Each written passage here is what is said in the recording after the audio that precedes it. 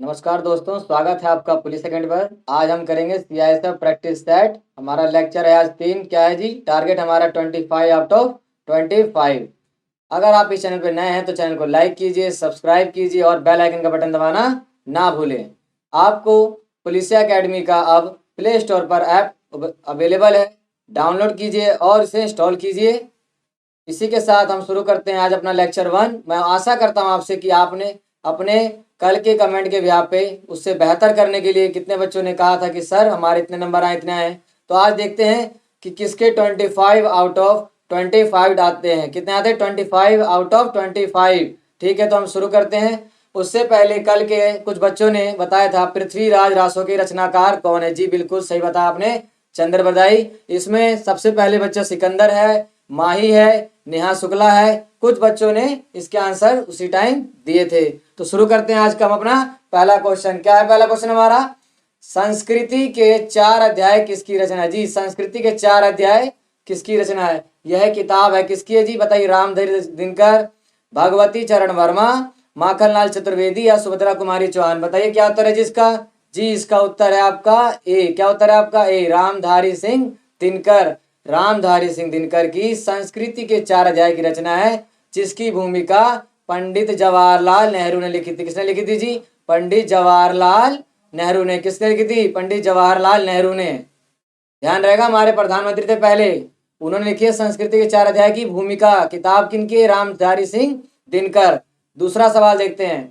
कनक कनक ते 100 गुनी, माँ दगता अधिकाय, या खाए बोराय जग, वा पाए बोराय। प्रस्तुत पंक्तियों में कौन सा अलंकार है? सबसे पहले तो देखिए आप, ये कहना क्या जा रहा है? कनक कनक ते 100 गुनी। क्या कह रहा है? कनक, एक कनक का अर्थ होता है आपका सोना।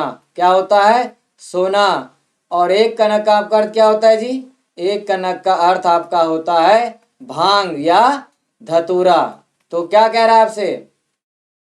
कनक कनक ते 100 गुनी, माँ दगता अधिकाय, या खाए बोराए जग, वा पाए बोराए। अर्थात जो आपका कनक कनक का है सोना और भांग, जिस प्रकार भांग खाने से इंसान मदकता जाता है, उसी प्रकार अगर सोना के मुंह के आगे भांग का भी वो नहीं होता। तो इसमें कौन सा अलंकार है बताइए आप जल्दी से? जी यमक अलंकार है। कौन सा अलंकार है आपका? जी यमक अलंकार है। कौन सा अलंकार है आपका? यमक अलंकार है। तीसरा कविता कौन सा?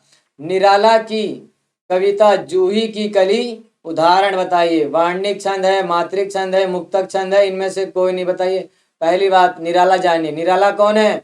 निराला छायावादी कवि है। अगर पूछ ले तो ध्यान रखना है कौन से कवि है? निराला छायावादी कवि है। कविता कौन सी है उनकी? जूही की कली। कौन सी कविता है? जूही की कली। यह है उनकी क्या है? कविता है। पूछ क्या रहा है? वार्णिक छंद है, मात्रिक छंद। बताइए कमेंट करके। बिल्कुल जी, इसका आंसर है आपका मुक्तक छंद। कौन सा छंद है आपका? इसका है सी आंसर। कौन सा? मुक्तक छंद। जी कौन सा आंसर है आपका इसका? मुक्तक छंद। चौथा सवाल हम देखते हैं। कवि बिहारी मुख्यतः किस रस के कवि हैं? कवि बिहारी की सबसे पहले जानिए जी, बिहारी कौन है?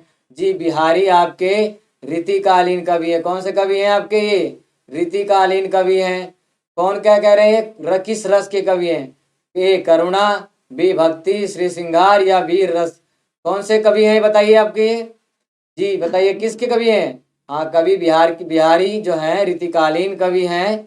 ठीक है जी। कौन से हैं जी? ये श्रृंगार रस कवि है। कौन से रस के हैं? श्रृंगार रस। जी कौन सा रस है इनका? बिहारी श्रृंगार के हैं, श्रृंगार रस के कवि हैं और रीतिकालीन में यह अपना स्थान रखते हैं महत्वपूर्ण। पांचवा सवाल हम देखते हैं। शब्द शक्ति। जी क्या शब्द शक्ति के मूलतः कितने भेद माने गए हैं?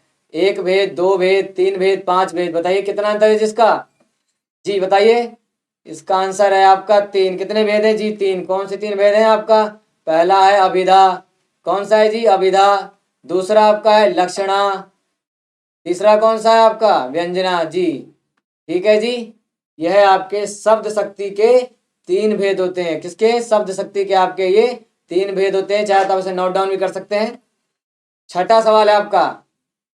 जाके पाँव ना फटे विवाई, सो क्या जाने पीर पराई। का अर्थ बताइए।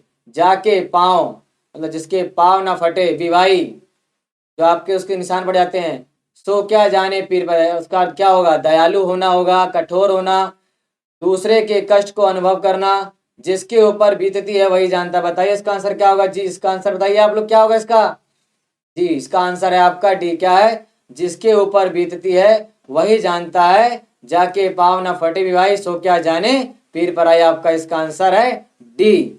सातवां सवाल हम देखते हैं, क्या है, वाक्य के अशुद्ध भाग का चयन कीजिए। किसका वाक्य है, वाक्य के अशुद्ध भाग का चयन कीजिए। इस वाक्य में आपको बताना है कि क्या वाक्य गलत है या वाक्य सही है।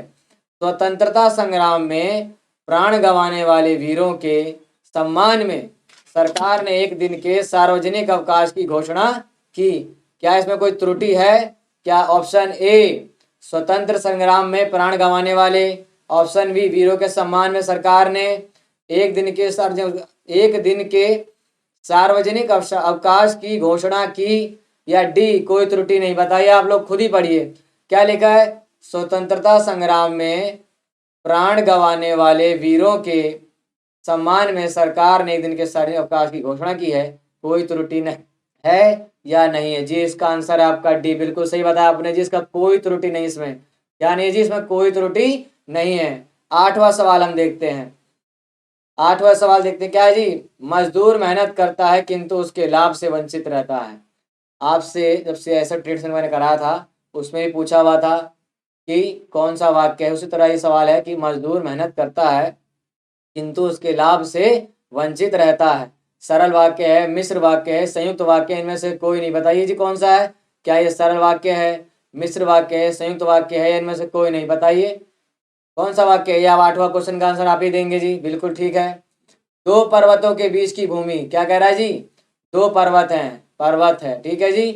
दो पर्वतों के बीच की जो इधर भूमि आएगी उसका क्या कहते हैं, उपत्यका, उपत्यका, घाटी, द्रोण, बेसिन। बताइए आप लोग इसका आंसर ए है, बी है, सी है या डी है। बताइए जी, बिल्कुल इसका आपका सही उत्तर है ए, उपत्यका। क्या है इसका उत्तर, उपत्यका, दो पर्वतों के बीच की भूमि का है, ठीक है जी। 10वां सवाल देखिए, ज्येष्ठ, क्या कह रहा है जी, ज्येष्ठ का विलोम शब्द यानी कि उसका उल्टा, क्या कनिष्ठ है, क्या पूर्व है, भूत भूत है या अजग है, क्या है बताइए जी इसका जी, कौन सा शब्द है इसका, ए, बी, सी या डी। बताइए कौन सा शब्द है इसका जी, इसका आंसर है आपका ए, कनिष्ठ। कौन सा है, ए। ज्येष्ठ का विलोम शब्द क्या होता है, कनिष्ठ। 11वां देखते हैं, सेना का पर्यायवाची शब्द। सेना का क्या देखना है जी, पर्यायवाची शब्द पूछता है आपसे सवाल में। अनेक है, सैनिक है, अरि है, अतनु है। सेना का पर्यायवाची सैनिक समझ के टिक मत मार देना आप लोग, वरना आपका गलत हो जाएगा। देखिए अरि है या अतनु, बताइए कौन सा है जी, बिल्कुल सही होता है आपने, इसका आंसर ए है। क्या इसका आंसर, ए है जी, अनेक। क्या इसका आंसर, ए, अनेक। 12वां सवाल देखते हैं, स्त्री तत्व शब्द में कौन सी संज्ञा है। स्त्री तत्व शब्द में कह रहा है कौन सी संख्या है, जातिवाचक, व्यक्तिवाचक, भाववाचक, द्रव्यवाचक। बहुत से बच्चों का डाउट होता है सर क्या ऐसे पूछा है, बिल्कुल ऐसे भी आप सवाल पूछे गए हैं, क्योंकि जो आपका सिलेबस है हिंदी का, मैं आपको PYQ यानी कि प्रीवियस ईयर क्वेश्चन के बिहाफ पे लाता हूं। हमारी पुलिसिया एकेडमी की टीम आपके लिए पूरा शोध करती है कौन कौन से सवाल आ सकते हैं, कितने सवाल आते हैं। अगर आपको लगता है कि कोई भी आपको डाउट है तो आप हमारे यूट्यूब के डिस्क्रिप्शन चैनल में टेलीग्राम चैनल से जुड़ सकते हैं पुलिसिया एकेडमी पे। अगर आपको प्रॉपर पेड कोर्स लेना है तो हमारा व्हाट्सअप नंबर डिस्क्रिप्शन ग्रुप में दिया हुआ है, आप उस पर भी संपर्क कर सकते हैं। 12 सवाल क्या पूछा था जी मैंने आपसे, स्त्री तत्व शब्द में कौन सी संज्ञा है, किसमें, स्त्री तत्व शब्द में कौन सी संज्ञा है, जातिवाचक, व्यक्तिवाचक, भाववाचक, द्रव्यवाचक। बताइए जी, इसका आंसर आपका क्या है जी, बताइए भाववाचक है। क्या इसका आपका आंसर, सी, भाववाचक है, ठीक है जी। 13वां सवाल, मुख दर्शन में कौन सा समास है। मुख, समझ रहे हैं, मुख दर्शन, कुछ याद आ रहा होगा, लास्ट टाइम लेक्चर में कराया मैंने, कौन सा समास है, जोगी, तत्पुरुष, देवंद या बहुमत। मुख दर्शन, थोड़ा हिंट देता हूं आपको, क्या जी, मुख का दर्शन, कुछ याद आ रहा है आपको, लास्ट लेक्चर में कराया था मैंने आपको, मुख का दर्शन जी, बिल्कुल सही आपका उत्तर है तत्पुरुष। क्या है इसका उत्तर जी, तत्पुरुष इसका आपका उत्तर है। का, के, याद है कि के लिए, से, ये सब किस में आते हैं आपके, तत्पुरुष समास में आते हैं जी। 14वां सवाल, जो धातु या शब्द के अंत में जोड़ा जाता है उसे क्या कहते हैं, समास, अवयव, अपसर्ग या प्रत्यय। मैंने आपको कितने बताया है, जो शब्दार्थ या धातु के अंत में जोड़ा जाता है उसे क्या बोलते हैं जी, बिल्कुल प्रत्यय बोलते हैं उसे। क्या बोलते हैं? इसका उत्तर है आपका डी, प्रत्यय। 15वां सवाल देखते हैं। प्रख्यात में उपसर्ग बताना है। क्या बताना है? प्रख्यात में प्रयुक्त उपसर्ग बताना है कि उपसर्ग कौन सा है। क्या प्र है, त्र है, प्रख है, आत है। प्रख्यात में देखिए जी प्र, ठीक है जी, जमा ख्यात, ठीक है। ये आपका मूल शब्द है। कौन शब्द है? मूल। प्र क्या है? ये आपका प्रत्यय वाला शब्द है जी। प्र जमा ख्यात प्रख्यात, तो प्र दिख रहा है आपको जी। आपका ऑप्शन ए एकदम ठीक है जी, ये है आपका ऑप्शन ए, प्रख्यात, ठीक है। 16वां क्वेश्चन हम देखते हैं। निरर्थक का सही संधि विच्छेद कीजिए। निरर्थक का सही संधि विच्छेद कीजिए। निर्जमार्थक, निर जमार्थक, निह जमार्थक या निरा जमार्थक, बताइए इसका आंसर क्या होगा। संधि कौन सी आपकी जी? हा वाला ये निरर्थक, बताइए आप जी। इसका आंसर है आपका सी, बिल्कुल सही बताया आपने, निह जमार्थक विसर्ग संधि में, ठीक है जी। निह जमा अर्थक, आपका सी इसका आंसर एकदम करेक्ट है। 17वां क्वेश्चन हम देखते हैं। शुद्ध वर्तनी का चयन कीजिए। अधोपतन, अधिजमापतन, अधय पतन, आधय पतन। जी मैंने आपको लेक्चर में कराया था, जब वर्तनी करा रहा था कि शुद्ध अशुद्ध वाला। जी बिल्कुल सही, इसका उत्तर आपका सी है, अधय पतन। क्या है? अधय पतन, ठीक है जी। 18वां क्वेश्चन हम देखते हैं। निम्न में से नासिक के व्यंजन, नासिक के समझ रहे जी, नाक से जिसका थोड़ा उच्चारण होता है, किससे होता है? नाक से होता है हल्का हल्का उच्चारण। कौन सा व्यंजन है? शत, य, गय, जय, बताइए। साफ दिख रहा है जी आपको जी, बी इसका उत्तर एकदम सही बताया आपने, इसका ये उत्तर है, ठीक है जी। 19वां सवाल हम देखते हैं। हिंदी वर्णमाला में अयोगवा वर्ण कौन से, अयोगवा कौन से वर्ण होते हैं? एक तो जी आपका ये होता है, ठीक है जी, और दूसरा आपका विसर्ग वाले होते हैं। इन दोनों को मिला क्या कहते हैं? अयोगवा शब्द। कौन से हैं जी? इसमें स्पष्ट दिख रहा होगा आपको आंसर जी। क्या ऐ आ है, ये छोटा ही बड़ा ही है, छोटा वो बड़ा वो है, या अंग से अंगूर आहा खाली वाला? जी बताया मैंने आपको, ये ऊपर वाला अंग से अंगूर और ये आपका आहा खाली जी। ऑप्शन डी आपका ठीक है जी, एक आपका डी, अंग से अंगूर आहा खाली क्या है? अयोग वाह है। 20वां क्वेश्चन हम देखते हैं। किस तिथि को हिंदी को राजभाषा बनाने का निर्णय लिया गया था? 14 क्या जी बताइए? 15 अगस्त 1943, 26 जनवरी 1950, 14 सितंबर 1949 या 14 सितंबर 1950। 15 अगस्त को तो 1949 क्या हुआ था जी? देश की आज़ादी। 26 जनवरी 1950 को क्या हुआ था जी? अपना भारतीय संविधान का नियम लागू लागू हुआ था पूर्ण रूप से 26 जनवरी 1950 को। 14 सितंबर 50 को क्या हुआ था? इनमें और क्या, सी और डी में डाउट है जी? बिल्कुल सही आपका उत्तर है 14 सितंबर 1949। आपका सी एकदम इसका सही उत्तर है, 14 सितंबर 1950। 21वां सवाल हम देखते हैं। 8वां विश्व हिंदी सम्मेलन 2007 ही कहाँ आयोजित किया गया था? जी बताइए। 8वां विश्व हिंदी सम्मेलन क्या? Nagpur, Mauritius, London, New York? जी बिल्कुल सही, इसका आपका है न्यूयॉर्क, आंसर है डी। किस लिए हुआ था जी विश्व? इसका क्या था विषय? इसका विषय था विश्व हिंदी मंच। क्या विषय था? विश्व हिंदी मंच, ठीक है जी। यह आपका विषय था। इस पे हुआ था आपका क्या? 8वां विश्व हिंदी सम्मेलन कहाँ पे? न्यूयॉर्क में, अमेरिका के न्यूयॉर्क में, ठीक है जी। 22वां सवाल हम देखते हैं। सखी वह मुझसे कह कर जाते, ये बहुत इंपॉर्टेंट लाइन है।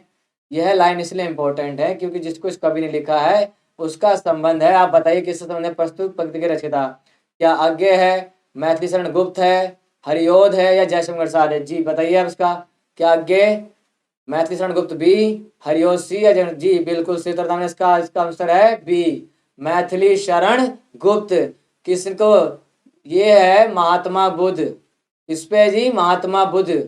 बोल कौन रही है? यशोधरा। यशोधरा कौन थी? महात्मा बुद्ध की कौन थी? पत्नी थी।